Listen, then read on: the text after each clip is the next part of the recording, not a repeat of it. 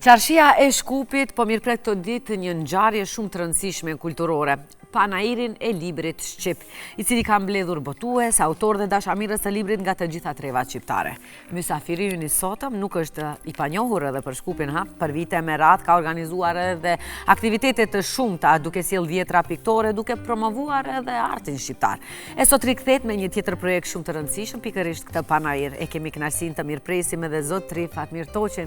Faleminderit që erdhët kaq herët në emision. Faleminderit ju për ftesën edhe më lejoni që fillim t'ju dhem mirënjohës dhe t'ju komplimentoj se ndërkohë që ishe duke pritur për të hyrë në studion tuaj, që kam qenë dhe herë tjera i ftuar, po shikoja që keni bërë një rezume ose një përmbledhje profesionale çfarë ka ndodhur dje në panairin e librit, që me thënë drejtën kam ngelur i befasuar, domethënë nga kujdesi, nga intervistat që keni marrë shkrimtarëve dhe botuesve për të krijuar edhe për të treguar të gjithë shqiptarëve edhe të gjithë banorët Maqedonisë, do thotë veriut, atë atmosferë, atë dëshirë që kanë për librin shqip, atë nevojë që të jemi gjithmonë prezent këtu bashkë, domethënë për atë që ne na bashkon, na bën gjithë bashkë që është gjuha shqipe. Kështu që edhe një herë shumë faleminderit për këtë gjë, është një kontribut dhe mbështetje shumë e madhe që për cilin kemi nevojë. E vlerësojmë jashtëzakonisht shumë këtë vlerësim tuaj dhe jemi shumë krenar. Ju e thash edhe në fillim, ju nuk jeni të panjohur për Shkupin, tani më jeni mishëruar në Shkupin se për vite me radhë ju keni organizuar edhe koloni artistike në Qarshinë e Shkupit, ndërsa tani vendosët që librit të jetë kryefjala në Qarshinë e Shkupit. Si lindi kjo si ide? E vërteta nuk është se ishte një kërkesë që u bë këtë vit dhe u realizu këtë vit, ne gjithmonë kemi pas një ëndër që ashtu siç kemi qenë protagonistë dhe organizator me institutin tonë të librit dhe promocionit në themelimin e panairit librit Tiranës, në themelimin e panairit të librit në Prishtinë, në organizimin e 2 panairëve të para të librit shqip në Tetov, menjëherë pas ngjarjeve kur u hapën vendet tona shumë më tepër.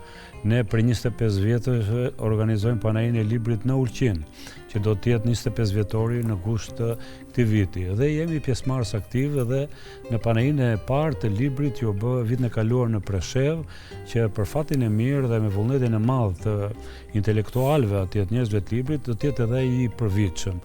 Pra shikoni, bota shqiptare po zihen, është mas diturisë, është mas dijes, është mas gjuhës dhe Shkupit i kishte munguar ky dimension i madh dhe me dinjitet.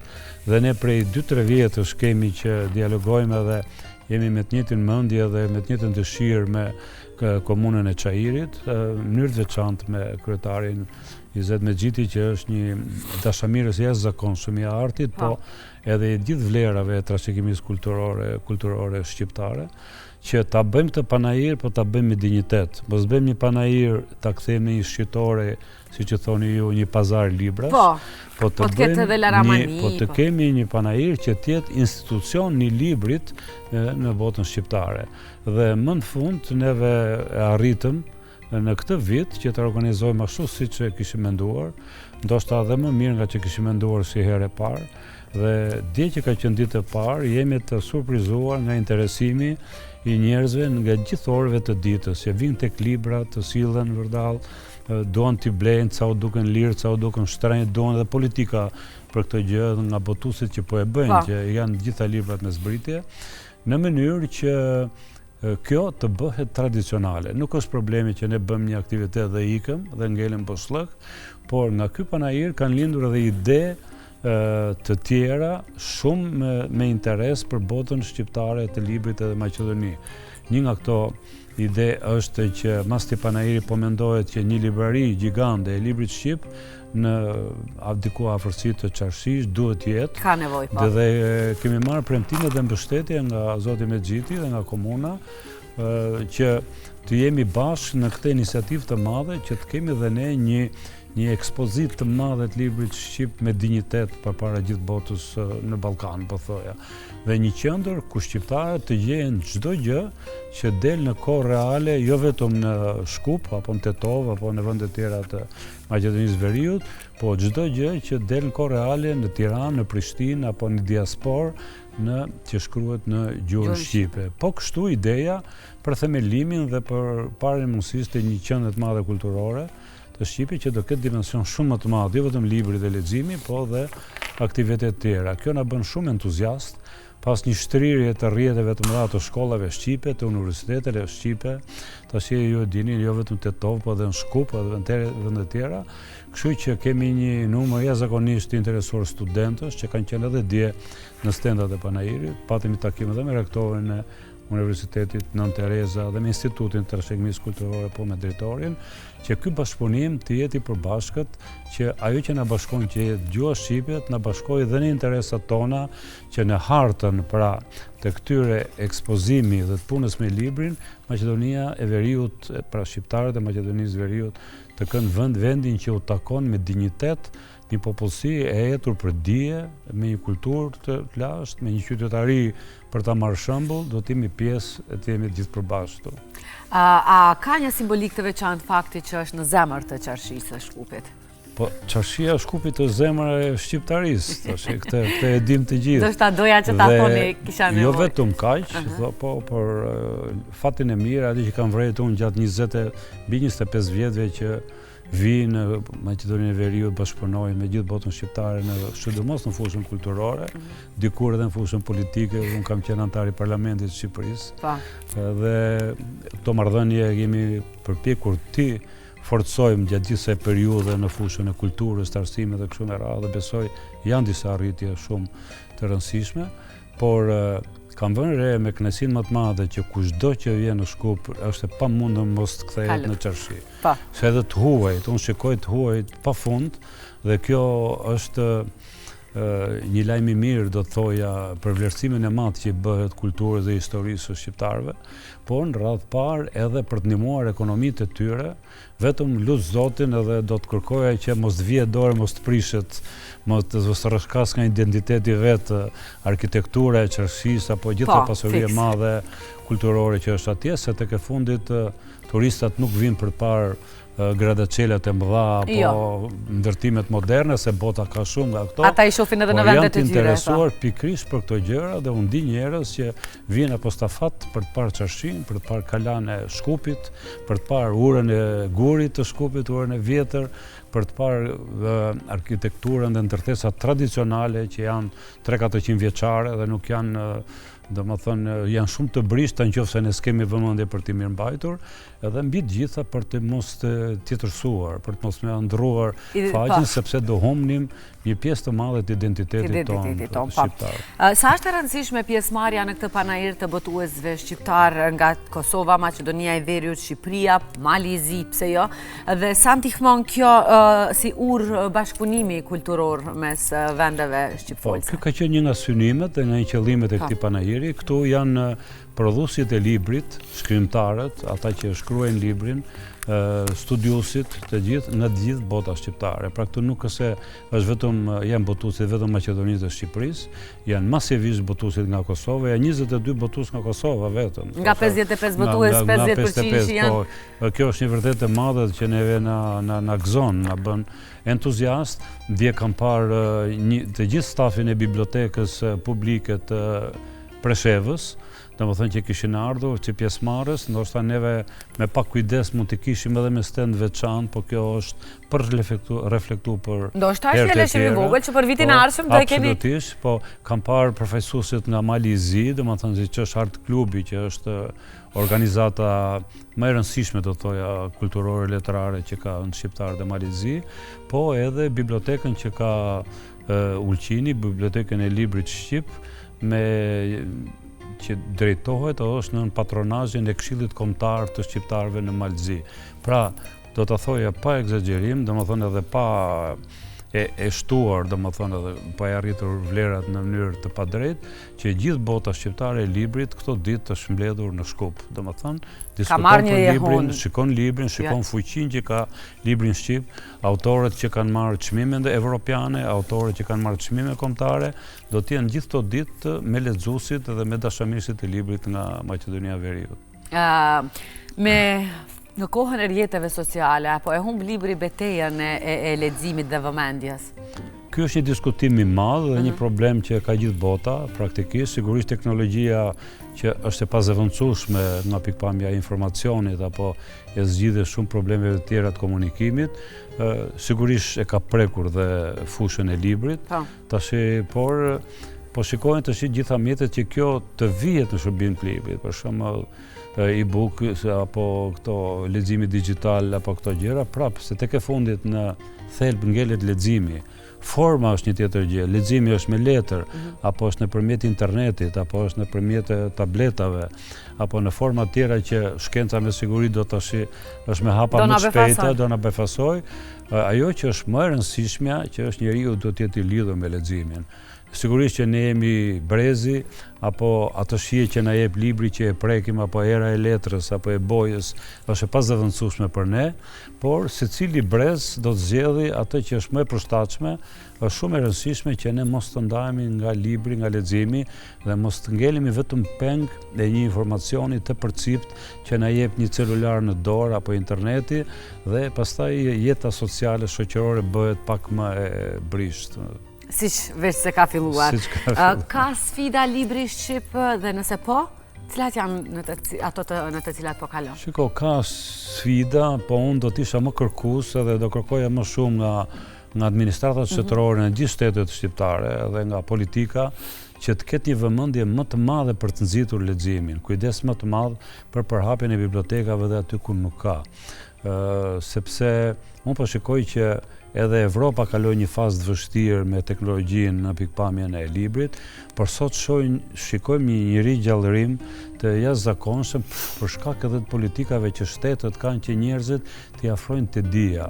Dhe kur do t'i afrojmë ke dija dhe te kultura, mjet më të përshtatshëm se libri nuk ka, edhe më komod. Unë, para se të vinim këtu, ne vim nga panajiri i librit ndërkombëtar në Torino, të Italisë, që mas Frankfurtit, ndoshta është panajiri më i madh në Evropë, edhe më i rëndësishëm.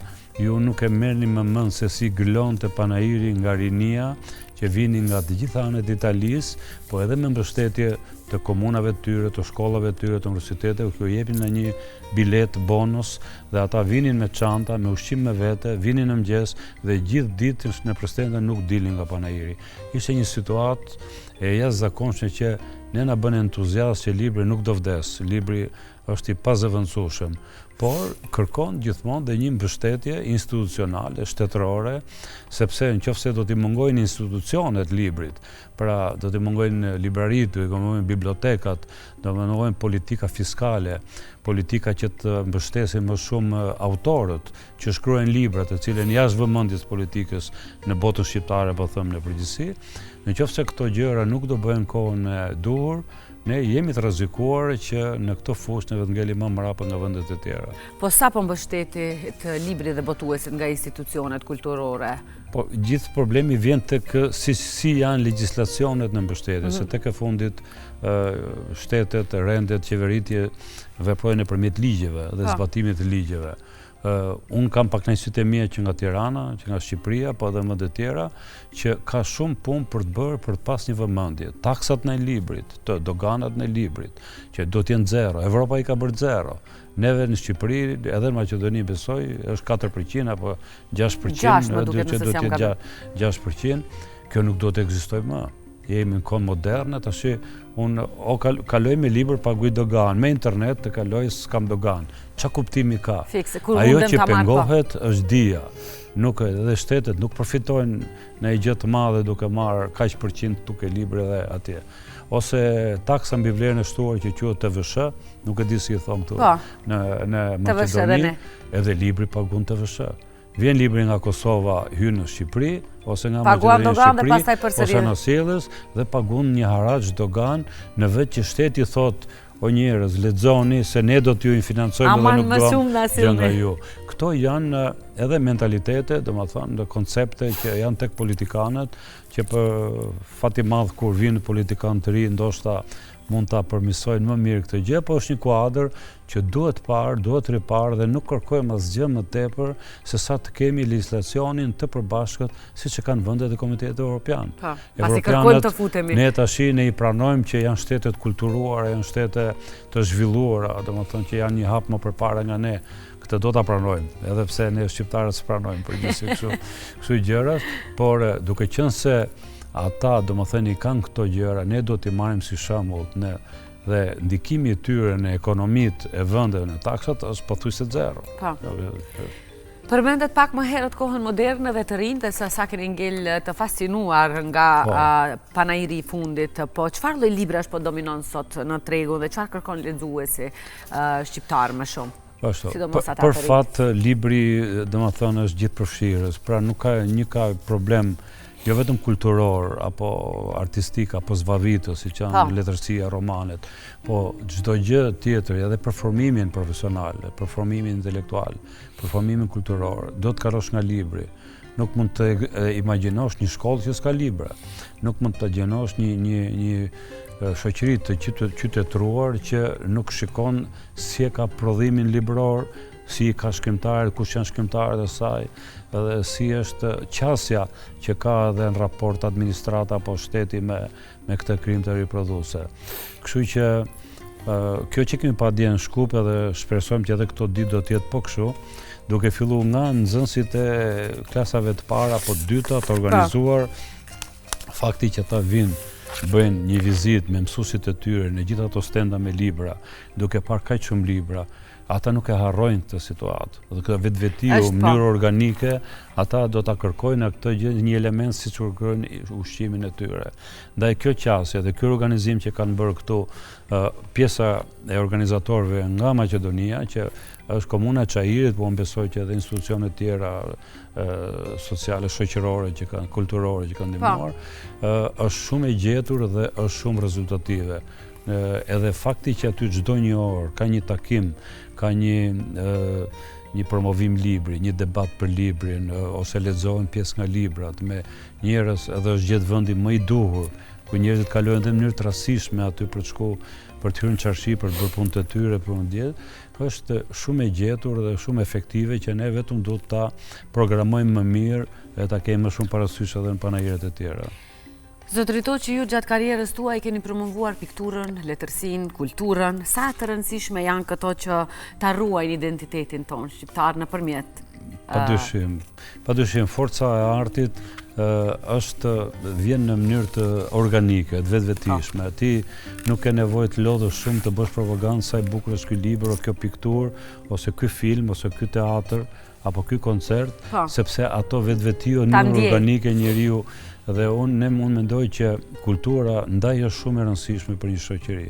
Edhe ndaj po ngulim këmbë ne të dy sot bashkë për një mbështetje shumë më të madhe edhe nga ana e institucioneve. Ne padyshim ne kemi shtëpinë botuese tonën, toenën, po kemi edhe institutin e librit promocionit me cilën merremi me promovimin e të gjithë vlerave të botës shqiptare, por tash nëpërmjet artit. Dhe një mbështetje shumë e madhe edhe për turizmin nëpërmjet artit. Dhe një nga këto elemente është ajo që ju paske vënë re, organizimi i kolonive të piktorëve që bëjmë. Në Shkup kemi bërë ndoshta prej 8 vitësh çdo vit. Tani kemi rënë dakord edhe me zotin Mexhiti që na ka vënë kontakt edhe me komuna të tjera jashtëzakonisht të bukura nga ana natyrore dhe do thoja arkitektorë që kanë nevojë piktorët, siç është komuna e Tetovës, komuna e Dibrës, komuna e Strugës, ndoshta edhe komuna të tjera që sidomos kanë natyrë shumë të bukur, kanë qytetet e tyre për të pasqyruar, që edhe nëpër këto komuna do të jetë prezenca e piktorëve, se këta piktorë nuk janë vetëm nga Shqipëria, edhe vetëm nga Maqedonia, po janë piktorë që vinë edhe nga vende të tjera, nga gjithë rajoni jon ballkanik, po edhe nga vende të tjera, që janë piktorë që punojnë drejt për drejt në terren, pra frymëzimin e marrin drejt për drejt, ose nga natyra, ose nga arritjet urbane që bëhen brenda, ose nga bukuritë njerëzore nëpërmjet portreteve, nga veshjet tradicionale të jashtëzakonshme që kemi ne shqiptarët edhe këtu në Maqedoninë e Veriut, dhe e kanë impresionin e tyre të drejt për drejt duke hedhur në telajo. Pra nuk është se do të punoj me seanca në studio e të bëne, po është një impresion që e vendos që nëse do shkojnë në studio ai nuk e bën dot më punë që ka parë përpara. Dhe kjo ka dhënë një rezultat të jashtëzakonshëm.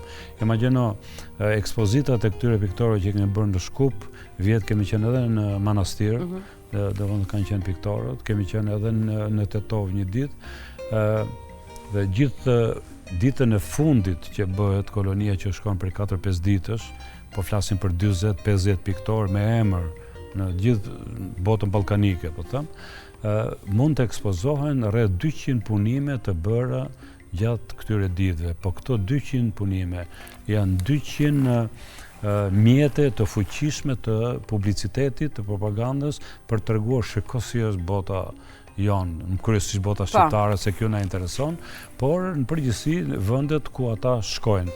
Nuk ka mjet më të fuqishëm që në mënyrë shpesh të vetvetishme, të pandërgjeshme ose nuk se po e kërkon dhe ti thua, pse si që nga çarshia, shiko se e bukur kjo.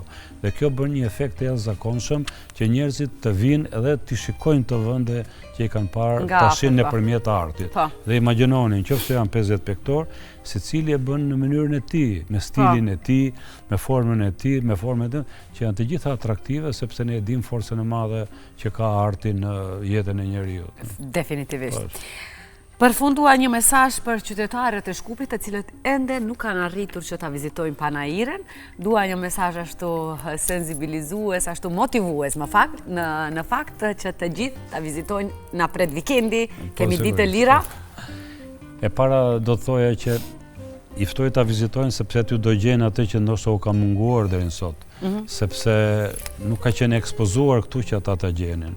E dyta, duke bërë ata kërkesat e tyre, ndihmojnë dhe botuesit se çfarë duhet programojnë për punën e tyre në mënyrë që ti plotësojnë kërkesat e njerëzve nga pikpamja letrare, kulturore, po thoj artistike dhe kështu me radhë. Ajo që është më e rëndësishme është mesazhi më i madh ndoshta është për të treguar gjithë botës fuqinë e madhe që ka gjuha shqipe, kultura shqipe e shkruar, letërsia shqipe, përfaqësuesit e saj.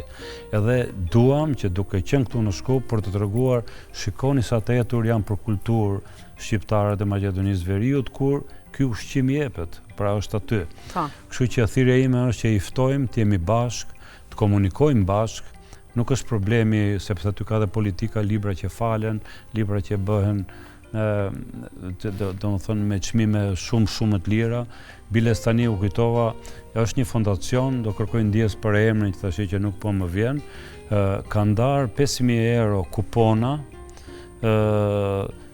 të gjithë studentëve dhe lexuesve, nxënësve që vinë aty, dhe me këto kupona ata shkojnë tek stendat e librave, zgjedhin librat që ata duan, kuponat falas po themi, zgjedhin librat e tyre dhe me këto kupona pastaj janë të vlefshme për të shpërblyer botuesit për atë punë që kanë dhënë. Pra një iniciativë jashtëzakonshme, domethënë që ndoshta na ka ndodhur për herë të parë këtu në Shkup edhe mund të shkoj sepse ka plot. Mund të jetë si ide ka shumë biznesmen gjithandej që ndoshta edhe nuk u shkon mendja. Pra duhet t'ia kërkosh, duhet të kërkosh një formë, ndoshta kanë dëshirë për të ndihmuar, sa të bëj një sponsor për një spektakël ose për një gjë që ka vlera më të reduktuara, e bëjnë këtë investim tek një brez që po japin deturi.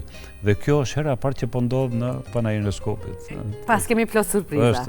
Atëherë ju faleminderit zotëri Toçi që ishit pjesë e emisionit. Ne ju urojmë jashtëzakonisht shumë suksese, sidomos dhe ju përgëzojmë me këtë nismë, sidomos me faktin që do të jetë tradicional ky Panair dhe do organizohet vite me radhë për të gjithë ata të cilët e duan librin dhe normalisht duan të lexojnë shqip.